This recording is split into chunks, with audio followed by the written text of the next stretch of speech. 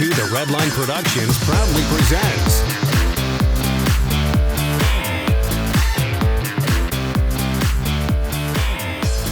today's 2 The Redline review was made possible in part by Hey YouTube. Well, today let's take a look at one of the cheapest hardtop convertibles you can buy today that's brand new. This is Volkswagen's 2012 Eos. Now, the Eos, if I remember, is based actually on the Golf architecture, but 2012 I know is the year when they updated the styling of the vehicle. As you can see, the car looks kind of slightly awkward to me with the top up like this. I'm going to put the top down and show you guys what it looks like it's down. Excuse the dirtiness of the car too. It was just traded in and hasn't been cleaned up yet. But anyways, 2012 is when they updated the exterior styling and the interior styling of this vehicle. It's a fairly nice looking car in the front. I actually like the new front end. You can get it with LED running lights. This one is the comfort trim, the lowest trim level out of the vehicles. There's the comfort, the sport, the luxury, and the executive. So this one is about $34. I'll show you guys the original sticker to go over. This one is this reflex silver metallic paint color as well. It almost doesn't look silver in this light. It kind of looks like it has a little bit of a bronze tint to it. Stepping inside the vehicle, you do have your black VTEC leatherette seating. You can see it's pretty dirty, but I like the factory cargo mat or rubber floor mats that this vehicle comes with. Stepping into the interior, you can see the gauges come right out of a lot of Volkswagen products. You can see here's the key for the vehicle. Just your standard Volkswagen switchblade key. It doesn't have the push button start at all. You can see the window, when I put the key in, actually goes up. And then when I turn it, it goes down. It's kind of annoying, actually. And this one does have Volkswagen's 6-speed dual clutch transmission, so you do have to put your foot on the brake to start the car. And of course it has Volkswagen's ubiquitous 2-liter turbo engine. And you can see here, service due now. In terms of the rest of the interior, it was updated for 2009. It does have, the one thing I like about this car that the GTI doesn't have, it has dual zone automatic climate control. That's the one thing the GTI doesn't have. Still has the same touchscreen radio system that the GTI has, and very nice interior. You have soft touch materials on the dash. It is hard touch right here with the silver painted plastic. Fairly large glove box, and it's lined with the felt material. The steering wheel is the same unit that's in other Volkswagens as well. It's nice fat bolstering extensions, nice stitching. It is not flat bottom though like the GTI. All the windows are fully automatic up down, so that's very nice. And the door panels are soft touch right here with hard plastic right here, however, but it is nicely stitched and leatherette there and hard plastic down here. Like I said, this does have Volkswagen's 6-speed DSG transmission with a sport mode. No paddles though. If you get the sport model, it'll give you the paddles as well as the aluminum pedals.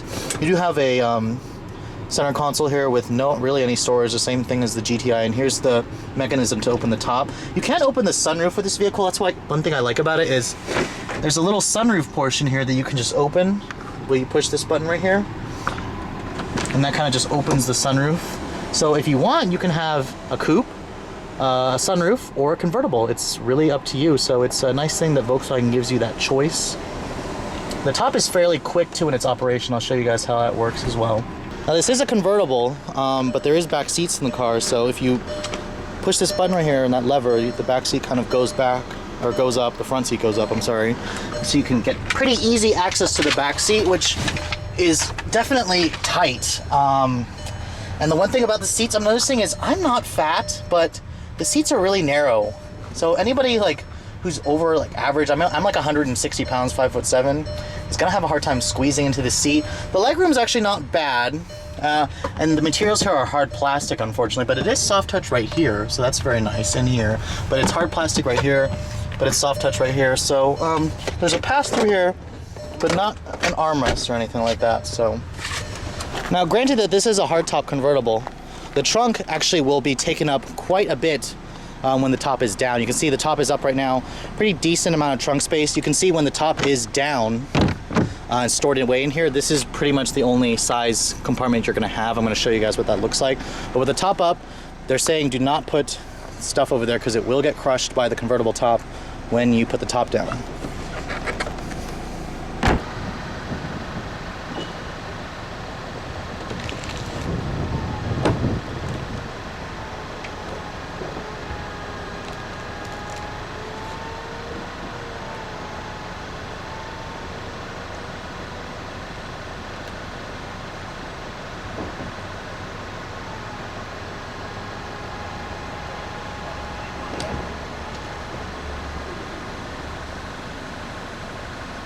And you can see with the top stowed away, there is your storage capacity. Like I said, this little parcel right here is all the cargo space you have when the top is down. So you better be using those back seats as storage or as a cargo storage if you need to. This car is really only a 2-seater.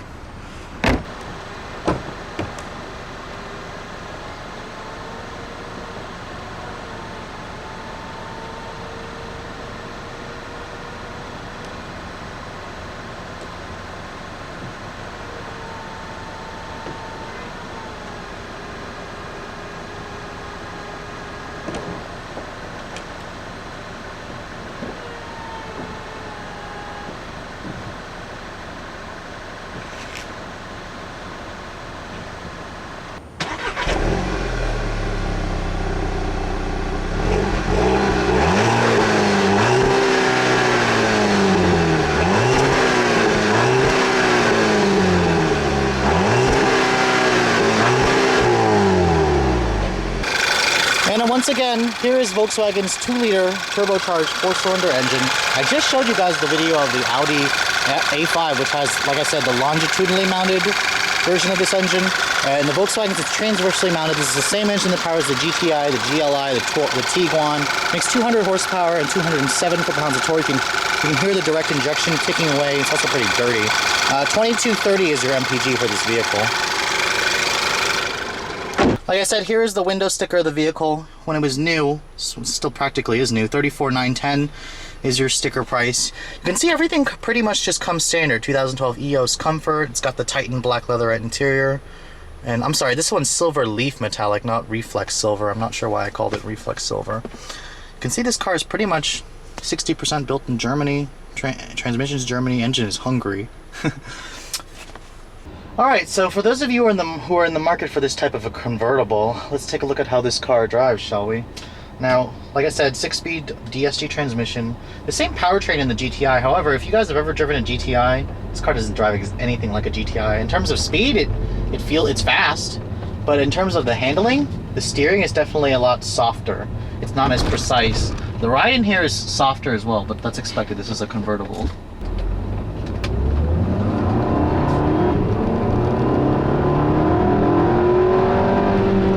See that it accelerates perfectly well. The 6-speed DSG in this car is just fantastic. I have no complaints with the DSG. It kind of shifts like it's reading your mind, and it shifts lightning fast. I just drove the A5 with the 6-speed automatic. I think I actually like this.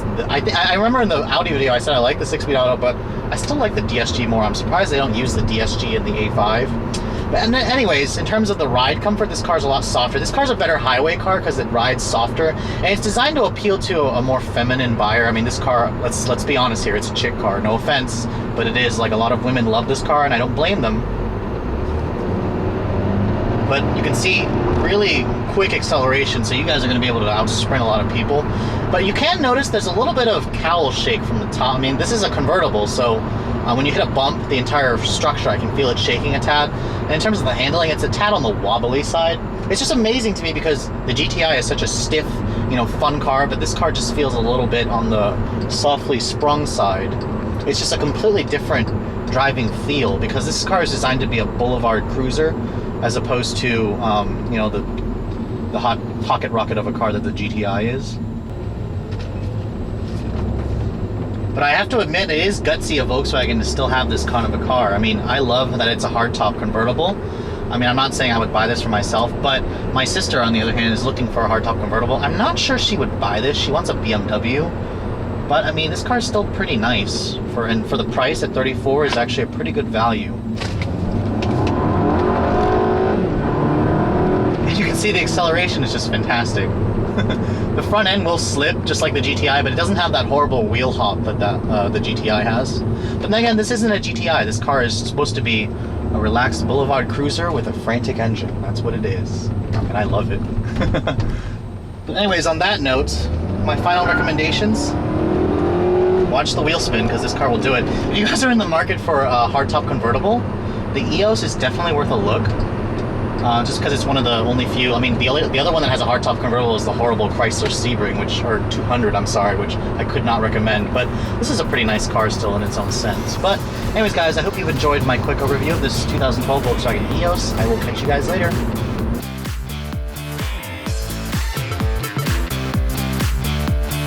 Yeah, here's some legal stuff for you. The views and opinions expressed in the following video may not necessarily reflect those of the title holding automotive dealer or the entity they represent. All videos are filmed with permission by a professional driver on a set course with the collaboration and assistance of local law enforcement authorities. Do not attempt. Logos and brandings of vehicle manufacturers, dealerships, and online social media sites are the sole property of their respective representation used with permission. The To The Redline logo, soundtrack, and web resources, as well as all other associated media, are copyrighted intellectual property of To The Redline LLC. All rights reserved.